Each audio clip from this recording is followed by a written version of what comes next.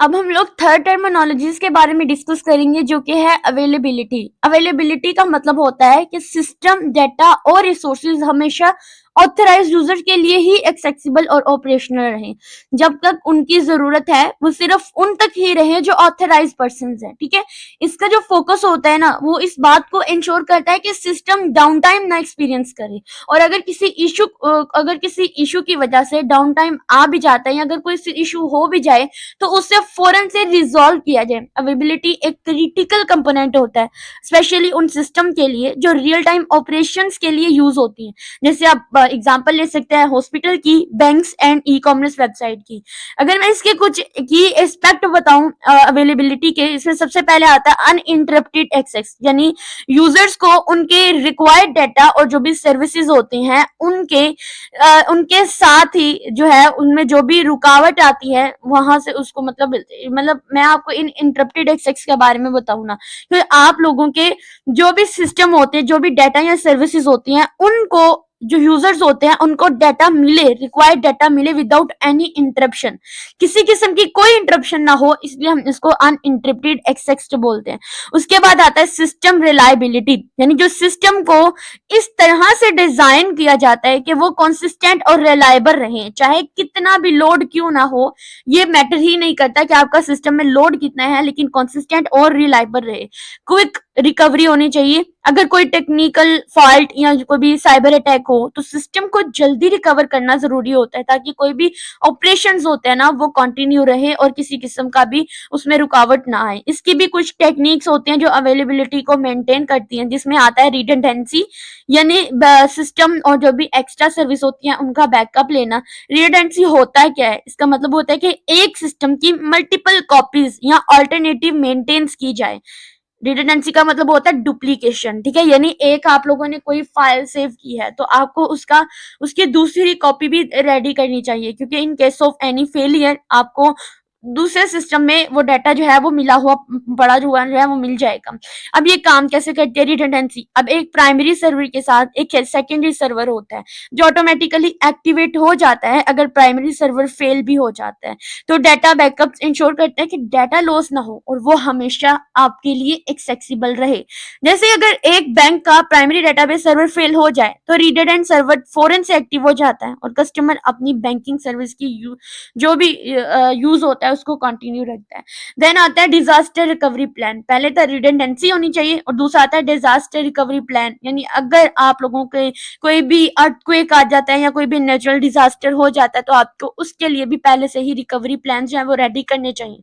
Disaster recovery plan system और operations को क्या करता है, क्विकली रीस्टोर करने का एक स्ट्रक्चर प्रोसीजर जो होता है ना वो प्रोवाइड करता है। चाहे इशू नेचुरल डिजास्टर की वजह से हो या चाहे साइबर अटैक्स की वजह से हो, आप लोगों को डिजास्टर प्लान, रिकवरी प्लान जो होते हैं वो पहले से करने पड़ते हैं। अब इसमें कुछ स्टेप्स होते हैं। सबसे पहले आता है रिस्क असेसमेंट, यानी पॉसिबल रिस्क और उनके जो भी इम्पैक्ट होते हैं उनको एनालिसिस करना। डाटा बैकअप करना, storing the critical data in multiple locations, यानी मल्टीपल लोकेशन पे आपने अपने डाटा को स्टोर करना है। टेस्टिंग एंड ड्रिल्स करना, यानी रिकवरी प्लान्स को टेस्ट करना ताकि इंश्योर किया जाए कि इमरजेंसी में सब सिस्टम स्मूथली रिकवर करें। जैसे 2012 में एक होरिकेन सैंडी के जो थे उसके बावजूद कोई फाइनेंशियल इंस्टीट्यूट अपनी सर्विसेज कंटिन्यू रख पाए क्योंकि उनके पास डिजास्टर रिकवरी प्लान और ऑफसाइट बैकअप्स थे। तो इसका मतलब क्या हुआ कि अगर आप लोग भी अपने डिजास्टर्स और जो भी रिकवरी प्लान्स पहले से ही रेडी करके रखते हैं, आपके पास ऑफसाइट बैकअप्स होते हैं, तो देन आप लोगों को किसी किस्म की कोई भी फाइनेंशियली जो है इश्यूज को सॉल्व नहीं, फाइनेंशियल इश्यूज को फेस नहीं करना पड़ेगा। उसके बाद हमारे पास आता है लोड बैलेंसर। लोड बैलेंसर का मतलब होता है कि जो सिस्टम होता है ना जो मल्टीपल सर्वर्स के दरमियान में ट्रैफिक डिस्ट्रीब्यूट करता है ताकि किसी एक सर्वर पर ज्यादा प्रेशर ना आए। आप मल्टीपल सर्वर्स को यूज करेंगे। ये काम कैसे करता है? जब यूजर एक वेबसाइट या एप्लीकेशन को एक्सेस करता है तो लोड बैलेंसर्स उनका रिक्वेस्ट उस सर्वर पर भेजता है जो सबसे कम बिजी होता है। ठीक है, यानी कितने सर्वर्स हैं, अगर सारे काम कर रहे हैं, एक पे ज्यादा लोड पड़ा है तो वो अपना काम उस सर्वर तक दे देगा। उस सर्वर को कहेगा कि तुम ये काम कर लो जो बहुत कम बिजी है, जिसके पास इतना काम नहीं है। तो मतलब ये क्या इंश्योर करता है कि यूजर का फास्ट और अनइंटरप्टेड सर्विसेज जो है वो मिले। जैसे ई कॉमर्स वेबसाइट्स है, जैसे Amazon है, अमेज़न जो होते हैं, ये सेल्स के दौरान इसका लोड बैलेंसर काफ़ी ज़्यादा हो जाता है, क्योंकि इस पे ऑनलाइन शॉपिंग बहुत ज़्यादा होती है। तो इस सूरत में क्या करता है कि वेबसाइट तो स्लो ना हो, तो वो क्या करता है कि वो जो है दूसरे जो सर्वर्स होते हैं उनको दे देता है आधा काम, ताकि ना तो सिस्टम क्रैश हो और ना ही वेबसाइट स्लो हो। अब अवेलेबिलिटी की रियल लाइफ एग्जांपल जिसमें हॉस्पिटल सिस्टम्स आ जाते हैं, यानी अगर कोई एक हॉस्पिटल का सिस्टम रैनसमवेयर अटैक की वजह से इनएक्सेसिबल हो जाए, तो वो अपने पेशेंट रिकॉर्ड को एक्सेस नहीं कर पाएगा। तो डॉक्टर्स को टाइमली डायग्नोसिस और ट्रीटमेंट नहीं मिलेगी। इमरजेंसी केसेस में पेशेंट्स की जान भी जा सकती है। ये हमारे पास इसके जो है वो रिजल्ट मिलते हैं। तो इस सूरत में क्या करना चाहिए? रिडंडेंट सर्वर होना चाहिए। हॉस्पिटल के सिस्टम का मैनिपुलेट जो मल्टीपल बैकअप्स और रिडंडेंट सर्वर्स होने चाहिए। अटैक्स के बाद सिस्टम को रिस्टोर करने के लिए डॉक्टर्स को भी अपने हॉस्पिटल के लिए डिजास्टर रिकवरी प्लान जो है बनाने पड़ते हैं। इसी तरह से ऑनलाइन बैंकिंग सिस्टम है, जिसको हम लोग शुरू से पढ़ते आ रहे हैं। ई कॉमर्स वेबसाइट्स के बारे में भी पढ़ते आ रहे हैं। अब हम चलते हैं अवेलेबिलिटी के ब्रीचेस में, जिसमें सबसे कॉमन जो हमारे पास आ जाते हैं ना, वो आता है साइबर अटैक्स, यानी जिसमें हमारे पास डीडोस यानी distributed Daniel of service attack, जो सर्वर्स को ओवरलोड करके उनको ऑफलाइन कर देता है। हार्डवेयर फेलियर भी हो सकता है, समटाइम हार्ड ड्राइव सर्वर या पावर फेलियर की वजह से भी सिस्टम इनएक्सेसिबल हो जाता है।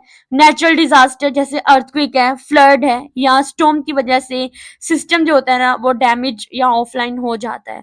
जैसे अगर हम एग्जांपल लेते हैं ना, तो 2016 में डाइन डीएनएस डीडोस अटैक की वजह से नेटफ्लिक्स, ट्विटर और अमेज़न जैसे प्लेटफॉर्म बहुत ही डाउन हो गए थे। ये एक मेजर हमारे पास अवेलेबिलिटी ब्रीच थी, जो मिलियन ऑफ यूजर्स को इफेक्ट कर गया था।